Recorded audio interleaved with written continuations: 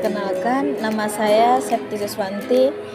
Saya dari kelas PJKR 1D. Di sini saya akan menjelaskan materi tentang sistem reproduksi pada manusia. Pengertian reproduksi di sini, reproduksi adalah kemampuan makhluk hidup untuk menghasilkan keturunan dengan tujuan untuk mempertahankan jenisnya.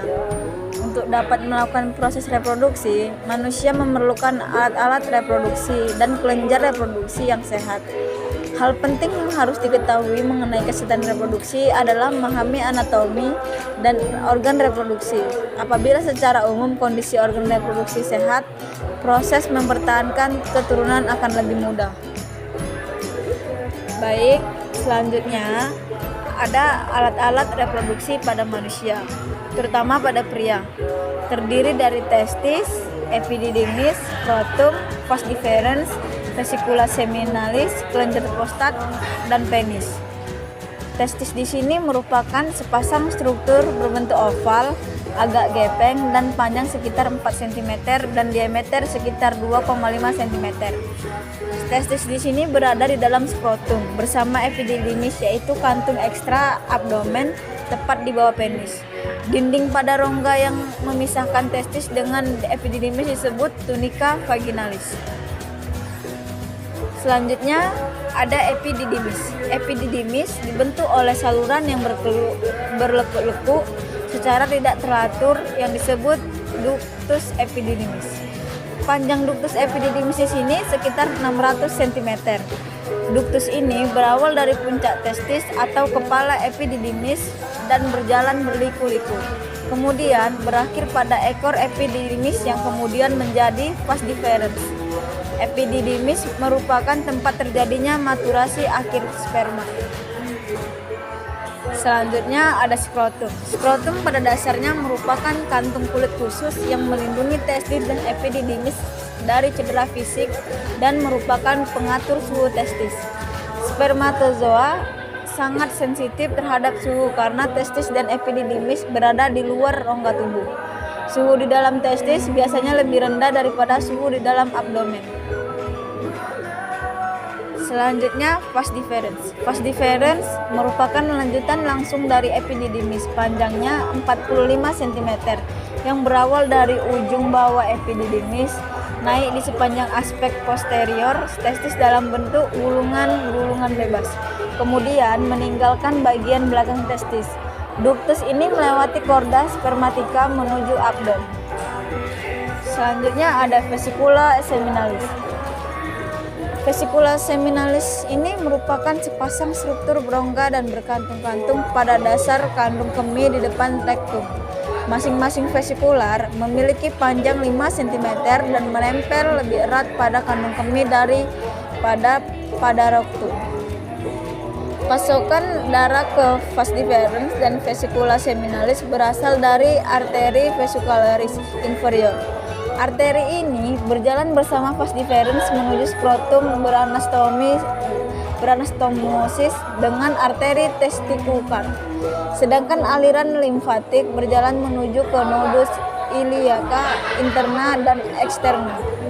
Vesicula seminalis memproduksi sekitar 50-60% dari total volume cairan semen. Komponen penting pada semen yang berasal dari vesicula seminalis adalah fruktosa dan prostaglandin. Kelenjar prostat. Kelenjar prostat merupakan organ dengan sebagian strukturnya merupakan kelenjar dan sebagian lagi otot dengan ukuran sekitar 2,3 dikali 3,5 dikali 4,5 cm. Organ ini mengelilingi uretra pria yang terfiksasi kuat oleh lapisan jaringan ikat di belakang simfisis pubis.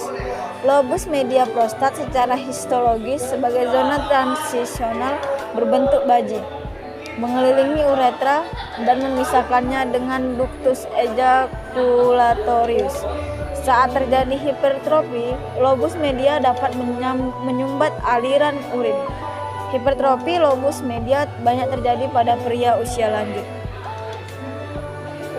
Selanjutnya penis. Penis terdiri dari jaringan cavernosa atau erektil dan dilalui uretra. Ada dua permukaan, yaitu permukaan posterior penis raba lunak dekat uretra dan permukaan dorsal. Jaringan erektil penis tersusun dalam 3 kolom longitudinal, yaitu sepasang korpus cavernosum dan sebuah korpus spongiosum di bagian tengah. Ujung penis disebut glans. Glans penis ini mengandung jaringan erektil dan berlanjut ke korpus spongiosum. Glans dilapisi lapisan kulit lipis berlipat yang dapat ditarik ke proksimal disebut prepusum atau kulit luar. Prepusium ini dibuang saat dilakukan pembedahan sirkumsisi. Penis berfungsi sebagai penetrasi. Penetrasi pada wanita kemungkinan terjadinya deposisi semen dekat serviks uterus. Selanjutnya, alat-alat reproduksi pada wanita. Alat reproduksi pada wanita terbagi menjadi dua, yaitu genitalia eksterna dan genitalia interna. Genitalia eksterna terbagi atas satu vulva. Vulva terdiri atas labium mayor atau bibir besar dan labium minor atau bibir kecil. 2. Mons pubis atau mons veneris. Lapisan lemak di bagian anterior symphysis os pubis. Pada masa pubertas daerah ini mulai ditumbuhi rambut pubis. Yang ketiga, labia mayora. Lapisan lemak lanjutan mons pubis ke arah bawah dan belakang banyak mengandung plexus pena. Homolog embriologik dengan skrotum pada pria. Ligamentum rotundum uteri berakhir pada batas atas labia mayora. Di bagian bawah perineum, labia mayora menyatu pada commissura posterior. Yang keempat adalah labia minora. Lipatan jaringan tipis di balik labia mayora tidak mempunyai folikel rambut. Banyak terdapat pembuluh darah, otot polos, dan ujung serabut saraf. Yang kelima, klitoris, terdiri dari kaput atau glans clitoridis yang terletak di bagian superior vulva dan corpus clitoridis yang tertanam di dalam dinding anterior vagina. Homolog embriologik dengan penis pada pria. Yang keenam, vestibulum, daerah dengan batas atas klitoris, batas bawah vulva, batas lateral labia minora, berasal dari sinus urogenital. Terdapat 6 lubang atau orificum, yaitu orificum uretra, externum introitus vagina, ductus glandulae, Bartoloni kanan kiri, dan ductus kanan kiri. Antara forkut dan vagina terdapat fossa navicularis. Yang ketujuh ada introitus atau orificum vagina, terletak di bagian bawah vestibulum pada gadis Virgo, tertutup lapisan tipis bermukosa, yaitu selaput darah atau himen utuh tanpa robekan. Dan yang kedelapan ada perineum, daerah antara tepi bawah vulva dengan tepi depan anus, batas otot-otot diafragma pelvis dan diafragma urogenitalis. Ada genitalia interna. Pertama, ovarium atau indung telur, merupakan kelenjar kelamin yang memproduksi ovum atau sel telur dan menyekresi hormon estrogen dan progesteron. Yang kedua ada oviduk atau tuba Fallopi, saluran telur, berfungsi menyalurkan sel telur ke uterus atau rahim dengan gerakan peristaltik dan dibantu oleh gerakan silia pada dinding.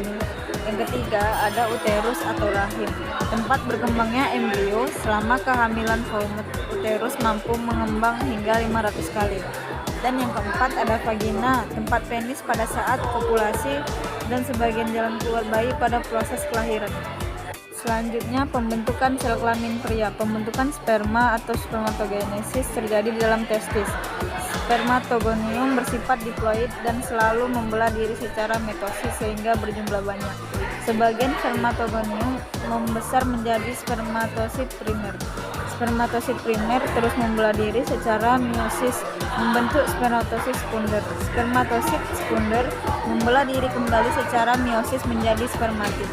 Spermatid berdiferensiasi menjadi sperma. Tiap-tiap sperma memiliki jumlah kromosom setengah dari jumlah kromosom spermatogonium. Selanjutnya, pembentukan sel kelamin wanita. Pembentukan ovum oogenesis terjadi di dalam ovarium. Ogonium bersifat diploid dan ogonium membelah diri secara mitosis sehingga berjumlah banyak. Ogonium berkembang menjadi oosit primer. Oosit primer membelah diri secara meiosis menjadi oosit sekunder dan badan kutub pertama. Oosit sekunder mengandung kuning telur dan sitoplasma. Badan kutub pertama merupakan inti sel yang kemudian membelah diri menjadi dua. Osit sekunder membelah diri secara meiosis menjadi otit dan badan kutub kedua. Otit berkembang menjadi ovum yang haploid. Setiap osit primer menghasilkan satu ovum. Proses reproduksi secara generatif. Yang pertama, fertilisasi. Fertilisasi adalah proses peleburan antara satu sel sperma dengan satu sel telur atau ovum yang sudah matang. Sel telur yang telah dibuahi berubah menjadi zigot dan menempel pada dinding rahim.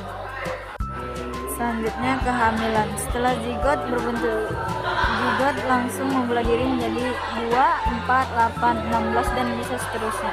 Dalam waktu bersamaan, dinding rahim menebal penuh dengan pembuluh darah siap menerima zigot. Zigot menempel pada dinding rahim untuk berkembang. Zigot juga berubah menjadi embrio. Terbentuk plasenta dan tali pusat sebagai penghubung antara embrio dengan ibunya.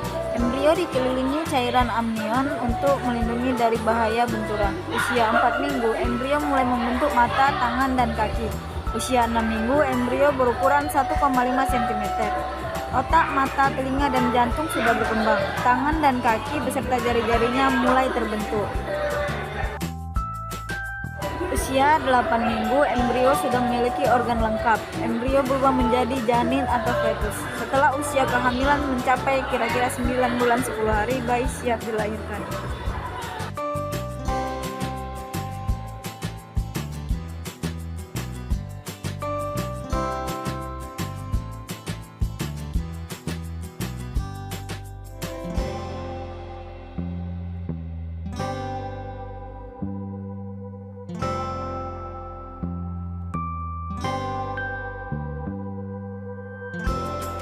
Dari materi yang saya sajikan sebelumnya, saya dapat menyimpulkan reproduksi adalah kemampuan makhluk hidup untuk menghasilkan keturunan yang baru.